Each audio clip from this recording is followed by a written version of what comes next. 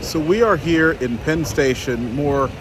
correctly, the 1960s era Penn Station that was built by the Pennsylvania Railroad itself after the original Penn Station was torn down in what most view as being one of the biggest architectural travesties of our era. Now, what was interesting about this, that took place during the Stuart Saunders era when the Pennsylvania was, as he put it, very much in slow liquidation. Now, built on top of the original Penn Station was Madison Square Garden, which still stands today. And as part of that, the Pennsylvania received ownership stakes in both the Knicks and the Rangers as part of being a partner in that Madison Square Garden, which was not the first, but was one of several arenas built by that name and is currently used by the Knicks and the Rangers. What's so interesting about that, too, is Madison Square Garden operates only using a license that has to be extended by the city on a periodic basis. Therefore, whenever the city wants to redevelop the area or make any changes, they're able to put pressure on the folks that currently own Madison Square Garden and the Knicks and Rangers, which is basically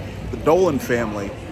Jim Dolan specifically, in order to continue operating there or at least bend to whatever it is the city wants. But again, this area, which although derided by many for years and years, especially those who knew the original Penn Station, is something that is important to us as rail enthusiasts because it is part of the Pennsylvania Railroad. And during this time where you have some services such as Amtrak and the Long Island Railroad being found in the Moynihan Train Hall, which is across the street, in the post office building, which was built as a little bit of a twin to the original Penn Station, and also some being accessible here, Amtrak as well as New Jersey Transit. It's notable to come check this out because this likely won't be here for long, and it's great to see New York City with two major terminals right across the street from each other. We'll see you a little bit later, and I hope you're enjoying this trip with All Things Trains and the All Aboard podcast.